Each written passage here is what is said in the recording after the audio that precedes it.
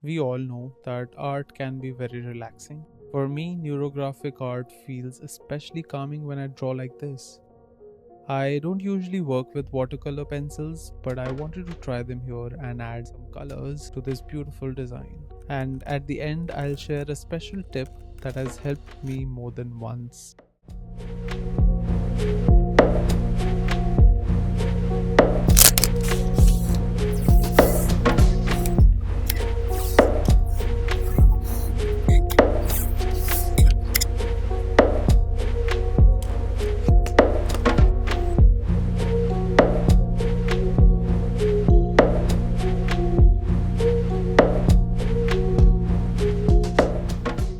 So, rule number one is basically making lines, random, never ending lines. Now, you can make as few or you can keep adding more lines to your design. I usually stop when it feels enough, and sometimes I add few more. It's completely up to you.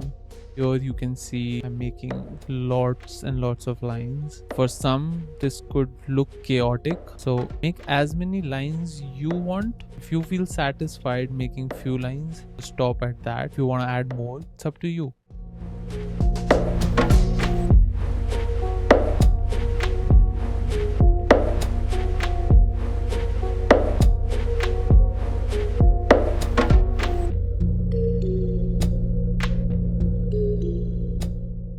Intersections are a good thing. The more the line crosses, the more space there is to work with later.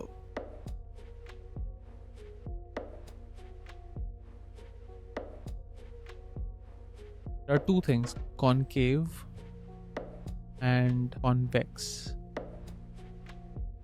What's concave? Concave is basically an inward curve, something like this.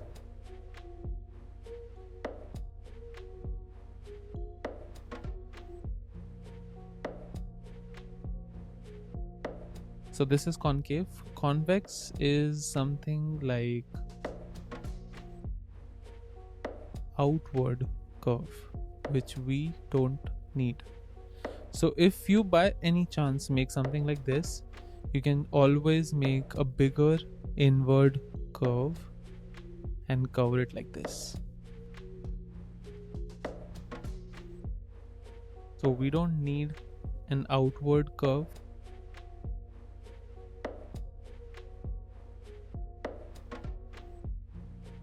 Each intersection we're gonna make inward curves like this, and we're gonna cover it up. This looks like a neuron structure. What we're gonna do now.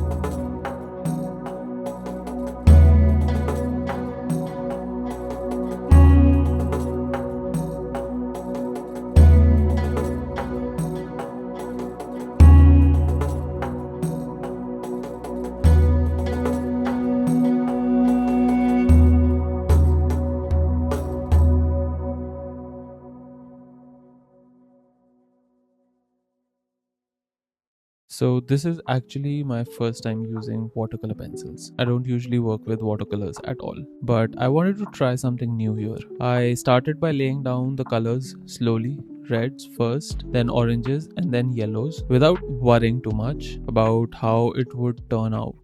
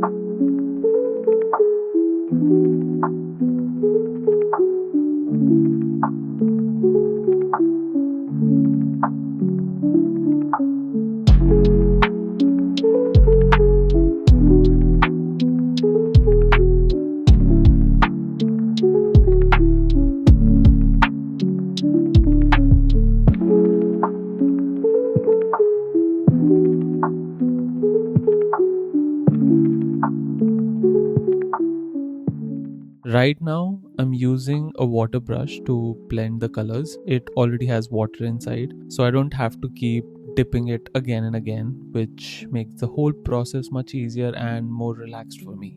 And that's really the point of doing neurographic art, to make the process feel calmer and to let go of stress by doing what feels easy. As the colors blend, everything starts to come together on its own.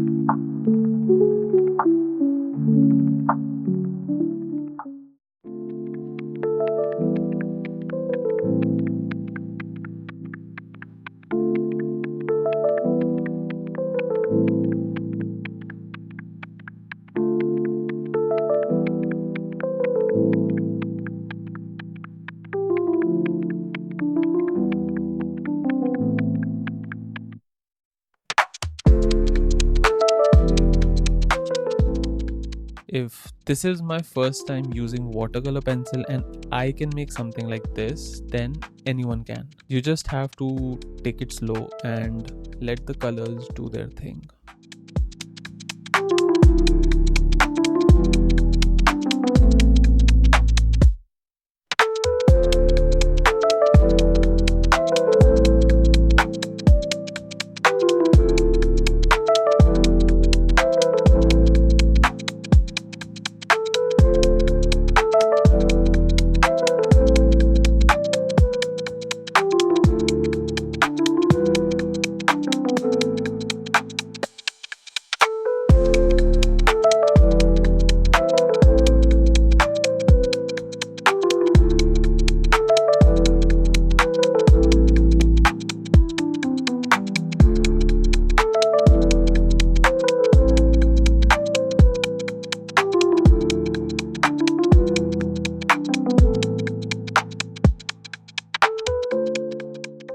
I've sped this part up so it doesn't feel too long, but if you're a beginner and want to see the blending slowly, comment blend and I'll make a separate video with a colorful artwork where I'll show how easy it is to blend colors, something anyone can do.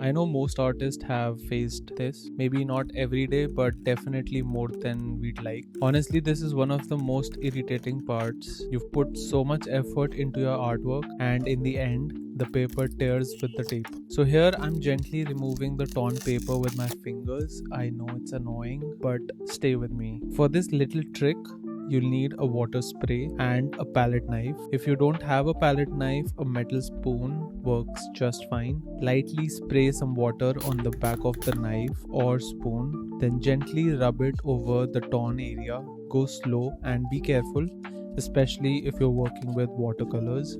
It won't magically fix the paper completely, but it softens and hides the tears enough to make the edge look much cleaner. And sometimes that's all we need.